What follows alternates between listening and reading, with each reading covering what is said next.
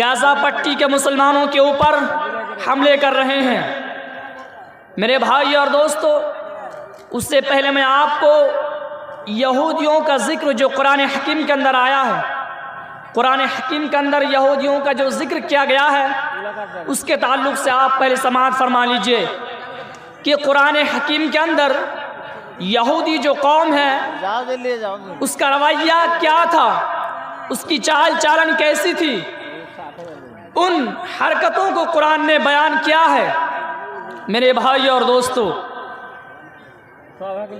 یہ قوم اتنی گندی قوم تھی، ان کو جو کتابیں دی گئی تھی میرے بھائیوں، تورات، یہ اپنی کتابوں کی اصلی شکل کو بگاڑ دیتے تھے اور اپنی طرف سے نئی نئی چیزیں ایجاد کر دیتے تھے۔ میرے بھائی اور دوستو، میں اپنی طرف سے نہیں کہتا ہوں، آپ قرآن اٹھائیے اور سورہ ال عمران کھول کر دیکھ لیجئے۔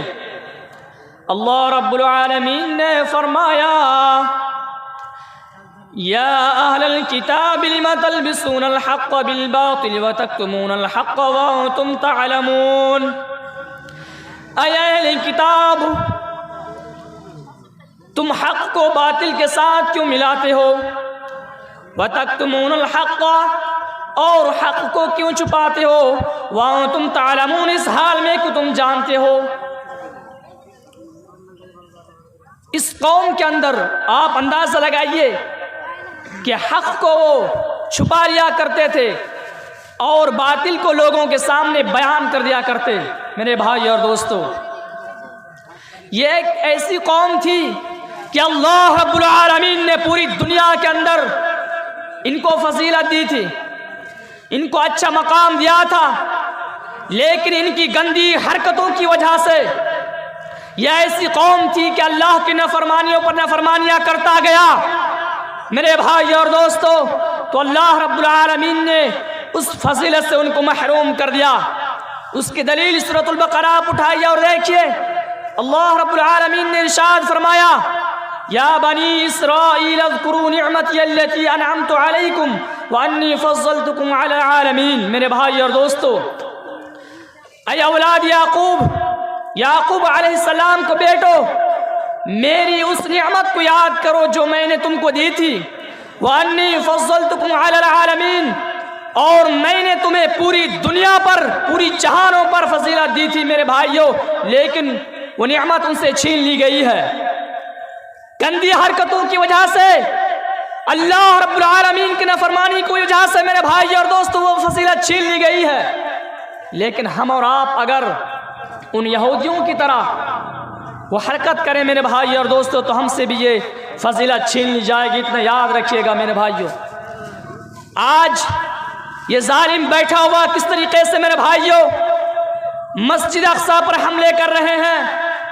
وہ مسجد اقصی جس کے بارے میں قرآن کہتا ہے، سبحان الذی اسری بعبدہ لیلا من المسجد الحرام الی المسجد الاقصی، بابرکت ہے وہ ذات جس نے اپنے بندے کو راتوں رات لے گیا مسجد حرام سے مسجد اقصی تک۔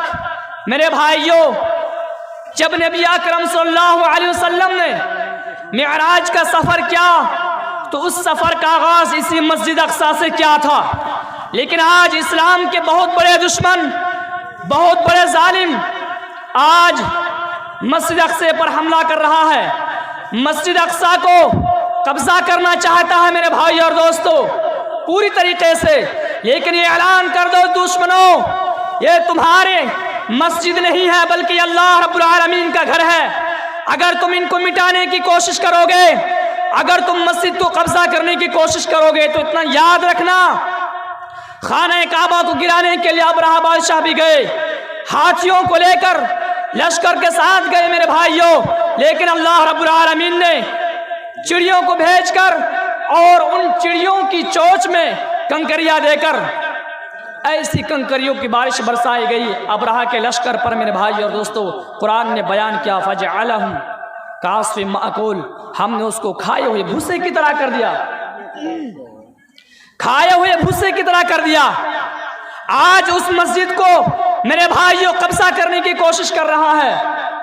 وہ مسجد میرے بھائیوں جس مسجد کی طرف عبادت کی غرض سے سفر کرنا باعث ثواب ہے، اس کی دلیل سماعت فرمائیے۔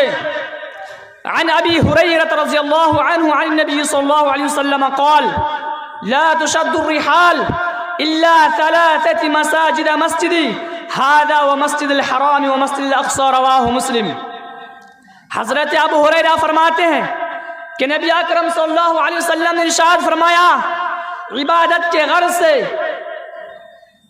3 جگہوں کے لیے میرے بھائیوں رکتے سفر باندھنا جائز ہے۔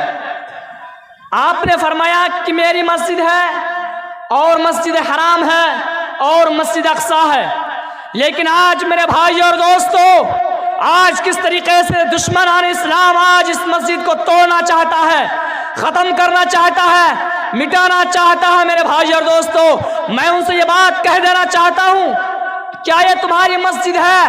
یہ بات یاد رکھو اور اپنے ذہنوں میں بٹھا لو، یہ تمہاری باپ کی بنائی ہوئی مسجد نہیں ہے میرے بھائیوں، یہ مسلمانوں کی مسجد ہے۔